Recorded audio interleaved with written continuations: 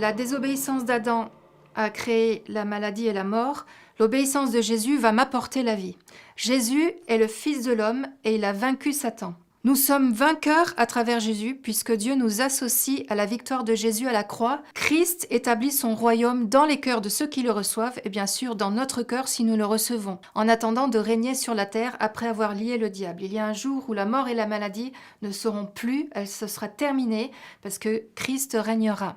Lorsque j'applique ça à mon cœur, je me dis que les choses ont un sens. La maladie, la mort, l'épreuve ne viennent pas de Dieu. Si vous invitez une famille avec des enfants turbulents dans votre maison, il y a de grandes chances pour que ces enfants fassent des bêtises, cassent des affaires, etc. Et finalement, c'est vous qui leur avez ouvert les portes et vous allez avoir des ennuis.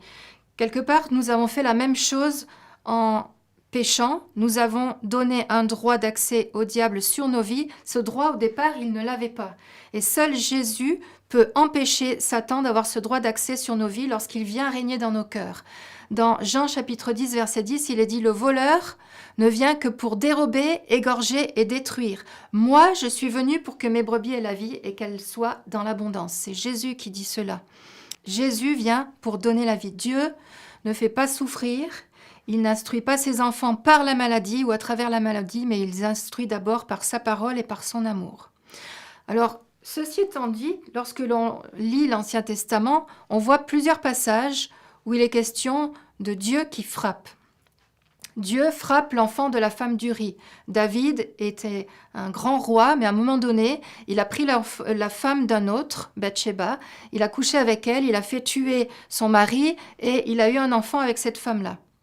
Il est dit aussi que Dieu frappe le peuple d'Israël lorsque le peuple s'est révolté contre lui, ou bien qu'il frappe le Pharaon et l'Égypte qui tient les Hébreux en esclavage.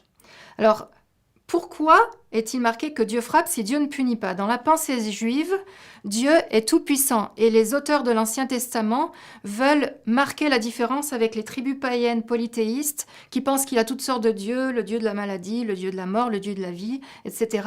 Et ils veulent se démarquer en montrant que Dieu est tout-puissant, donc Dieu est finalement à l'origine de tout. Mais dans la pensée du texte originel, quand il est dit Dieu frappe, c'est que Dieu retire sa protection. C'est-à-dire que finalement, nous sommes livrés à notre ennemi parce que nous avons désobéi. Le mot hébreu pour frapper parle aussi de ce que nous avons permis à travers notre péché ou de ce que Dieu permet parce que nous l'avons permis d'abord. C'est la loi des récoltes et des semences. Par exemple, le Pharaon a eu l'idée de tuer les bébés garçons, tous les petits garçons hébreux qui naissaient, et il a lui-même déclenché la dernière plaie d'Égypte où de nombreux premiers-nés d'Égypte, égyptiens, sont morts. Donc, c'était pas l'idée de Dieu au départ. Dieu est un Dieu bon. Et nous sommes protégés par le sang de l'agneau. Aujourd'hui, nous ne sommes plus dans l'Ancien Testament, mais nous sommes dans le Nouveau Testament. Nous avons le sang de Jésus qui nous garde, du même que le sang a empêché l'ange destructeur de frapper. Nous sommes nous-mêmes gardés par le sang de Jésus. Jésus est venu guérir et les évangiles nous rapportent des milliers de guérisons. On pense qu'il y a à peu près une quinzaine de guérisons dans l'Ancien Testament, il y en a beaucoup plus dans le Nouveau Testament. Mais par les meurtrissures de Jésus, nous sommes guéris. Ça, c'est dans Ésaïe, dans l'Ancien Testament, et dans 1 Pierre, dans le Nouveau Testament. Alors, les causes principales de la maladie sont mon péché et le monde déchu. C'est aussi l'héritage génétique et c'est aussi l'activité démoniaque. Le fait de vivre dans un monde déchu, avec la pollution par exemple, les mauvais comportements, etc., vont causer des maladies.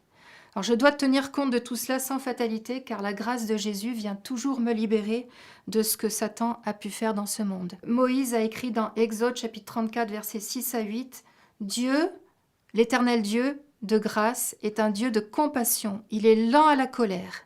Il est riche en bonté et en vérité. Il garde son amour jusqu'à 1000 générations. Il pardonne la faute, la révolte et le péché, mais il ne traite pas le coupable pour innocent.